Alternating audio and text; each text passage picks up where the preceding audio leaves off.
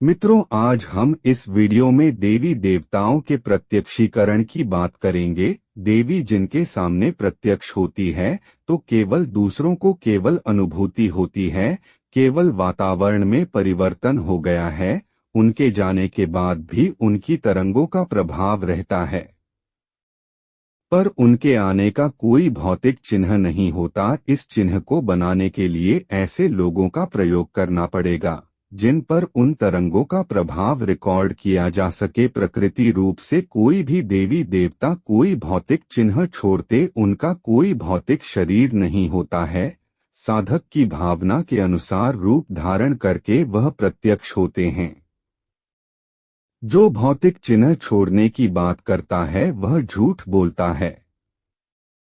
कुछ लोग लोगों को भ्रमित करते रहते हैं कि मैं हिमालय पर गया था तो वहां पर साक्षात गणेश जी प्रकट भये और बोले, कहो क्यों बुलाया? तो मैंने उत्तर दिया कि मेरे पूज्यवर श्री 1008 परमपद गुरु ने आपको एक विवाह में पुरोहित बनाना है। इसी तरह जब मैंने आंखें खोली और मैंने खोली तो मैंने देखा कि आलता भरे पैरों के निशान वहां फैले हैं, जैसे कोई युवती चलकर गई हो। गुरुदेव की कृपा से वह मेरे घर में ही छाप छोड़कर चली गई। कुछ लोग ऐसे भी बात करते हैं कि क्या कहूँ, हमारे गुरुदेव तो इतने बड़े अजीब हैं, उनके पुकारने मात्र से ही भैरव जी महाराज दर्शन देते हैं और मनचाही मुराद पूरी करते हैं। वहाँ उनका भैंसा भी गोबर कर जाता है। आदि आदि बातें अनेक आजकल के शिष्य अपने भौतिक गुरुओं के बारे में फैलाते रहते हैं। आजकल कुछ कथावाचक गुरु हैं जो विभिन्न तरह के नृत्य करते हैं और इस तरह की बातें अपने शिष्यों के द्वारा समाज में फैलाते रहते हैं, पर यह सत्य नहीं है। आप लोगों ने देखा होगा कि कुछ कथावाचक गुरु अल्लाहू अकबर, अली मौला आदि के भजन गाते हैं। उनके सामने बैठी हुई भोली जनता क्या यह नहीं जानती है कि यह जो स्टेज लगाए और संतों का रूप धारण किए हुए यह कलाकार आपको सनातन कथाएं आ रहा है या विधर्म की मान्यता को सुनाकर लोगों का इस्लामीकरण करा रहा है? क्या यह साधक या साधना करता होगा? वास्तव में आज के कथित संतों का ऑरा आदि टेस्ट कराए जाएं तो वह जीरो ही साबित होगा। आजकल के दौर में पैसा कमाने के लिए लोग तरह तरह के स्वांग भर रहे हैं, वह लोगों को भ्रमित कर रहे हैं। मैं आस्थावान उसे क्षमा याचना करके कहना चाहता हूँ कि यदि आप समझते हैं कि देवी देवताओं की आकृति के विलक्षण प्राणी इस ब्रह्मांड में कहीं रहते हैं तो आप भारी भ्रम में हैं। प्राचीन समय में सभी देवियों की पूजा पहाड़ काटकर मूर्ति जैसा बनाकर, कभी तृण तो कभी मिट्टी की पिंडी बनाकर की जाती थी, परंतु आज इनकी सुंदर सुंदर मूर्तियां बनने लगी है या बनी हुई हैं।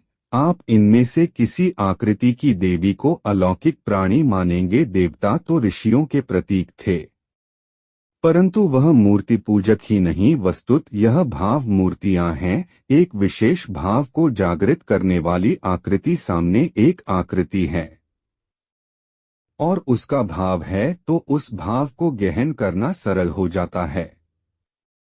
जब भाव गहन होता है तो एक समय ऐसा आता है जब वह अनुभूत करता है कि वह आकृति प्रकट हो गई है, वह जीव प्रत्यक्ष उसमें बातें कर रही है। यह कल्पना का साकार हो जाना है। वह आकृति सचमुच साधक के सामने सजीव हो जाती है और उसके प्रश्न का प्रत्येक उत्तर देती है या आशीर्वाद देकर दर्शन देती है। परंतु यह साधना की एक दुर्लभ अवस्था है। इस अवस्था में पहुंचा साधक ही वास्तविक सिद्ध है। पर क्षमा कीजिए, यह भी एक भावनात्मक अनुभूति है। साधक बन उस आकृति को प्रत्यक्ष करता है तो वहाँ का वातावरण उस भाव में संतृप्त हो जाता है। वहाँ जो भी होगा उसे लगेगा कि एकाएक कुछ परिवर्तन नहीं गया और वह चौंकेगा, पर आकृति को केवल साधक ही अनुभूत करेगा और उसकी बातें कर सकेगा। अन्य कोई भी व्यक्ति को वह दृष्टिगत नहीं होगी, क्योंकि वह साधक के भाव की आकृति है। वास्तव में उसका वहाँ नहीं होता यह है कि वहाँ साधक के भाव की गहनता के कारण उसके मानसिक बल से सौर मंडल की भाव की तरंगे वहाँ खींचने लगती हैं और उस क्षेत्र में उन तरंगों से घनीभूत हो जाता है। इसलिए वहाँ उपस्थित प्रत्येक व्यक्ति का परिपथ प्रभावित होता है। यह सब इस ब्रह्मांड में ऊर्जा तरंगों का खेल है। इसलिए हमारे ऋषियों ने कहा है कि इस महामायाविनी मायाजाल इतना विकेट है कि इसे एक बेंधो तो दूसरा चला आता है। यह एक मायानगरी ही है। इस मायानगरी की एक प्राकृतिक व्यवस्था है। उस व्यवस्था से यह स्वयं निर्मित होती है और सभी को शासित करती है, पर यह सत्य नहीं है, यह झूठ है और झूठ का मायाजाल फैलाती जा रही है। शैव भक्त इसी शक्ति को आद्या गौरी कहते हैं। वे कहते हैं कि ठीक है कि यह महामायाविनी है, पर हम तो इसके ही अंश हैं। हम इस महान शक्ति की महानता को चुनौती कैसे दे सकते हैं? हम यदि एक एक करके इसके रूपों को सिद्ध करें तो यह स्वयं शिव को जगा देती है। मूर्ति पूजा शिव भक्तों एवं मातृ पूजकों की ही देन है। अगर आप लोगों को यह वृतांत अच्छा लगा, सत्य लगा, तो लाइक शेयर कर दीजिए। धन्यवाद।